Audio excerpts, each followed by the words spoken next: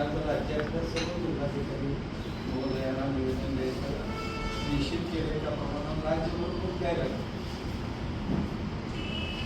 स्वातंत्र्य सुद्धा 5 वर्षांना मिळालं आम्हाला. 47 किंवा स्वातंत्र्य सर्वांना मिळालं आणि ह्या गुन्हेगाराचं पहिलं बंड करणारा नेता आहे.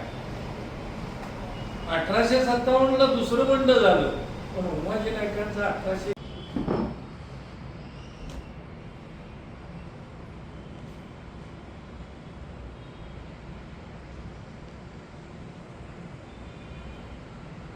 राष्ट्रपती मुर्मू साहेबा, भारताचे पंतप्रधान यांना हे निवेदन आपल्यातर्फे जावं अशा प्रकारची भूमिका घेऊन आज हे मी निवेदन अभियान राबवतोय आणि आपणास हे निवेदन आम्ही देतोय. त्याचा स्वीकार करून आमचं म्हणणं हे सेंट्रल गव्हर्नमेंट आणि महाराष्ट्र सरकारला पाठवावं अशी आग्रही विनंती मी आपणास करतो. बीजेएनटीचे दाखल्याचं कोण बघतं का तुमच्या?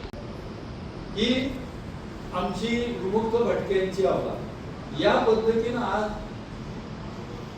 स्वातंत्र्याचे अनेक पंचवार्षिक योजना झाल्या, परंतु एकाही पंचवार्षिक योजनेमध्ये विमुक्त भटक्या जमातीसाठी स्वतंत्र आर्थिक तरतूद कुठेच केली नाही. राज्यकर्त्यांनी अनेक वेळा मला बोलवलं, मंत्रालयात अनेक बैठका झाल्या, दिल्लीला गेलो, दिल्लीत बैठका झाल्या, परंतु फक्त आश्वासनापलीकडे मला काही मिळालं नाही.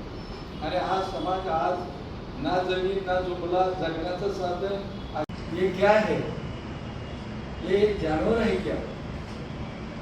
ज्यावेळी ह्या पद्धतीने ते बोलायला लागले त्यावेळी त्यांचे जे काही पदाधिकारी होते ते घाबरले, सांगता येईना त्यांना. आणि त्यावेळी त्यांनी तात्काळ सेटलमेंटचा आदेश केला की ही कुंपणं तोडा आणि या लोकांना तात्काळ बाहेर सोडा आणि हे लोक अनुसूचित जमातीत अथवा जनजातीमध्ये तात्काळ घाला.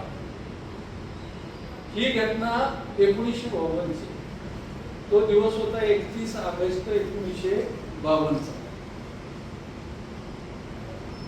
दुःख एका गोष्टीच होते, स्वातंत्र्याला पासून इमानदार जाती म्हणजे आहेत, इमानदारला कोण जवळ केलं ठीक आहे.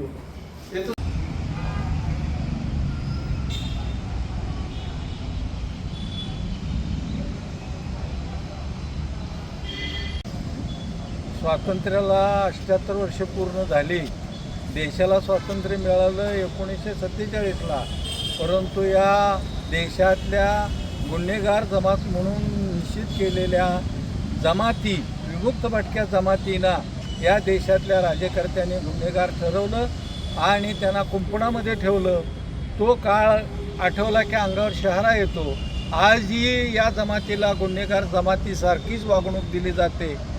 स्वातंत्र्याच्या अनेक पंचवार्षिक योजना झाल्या, परंतु 1 रुपयाची सुद्धा मदत राज्यकर्ते या समाजासाठी करू शकलेले नाहीत.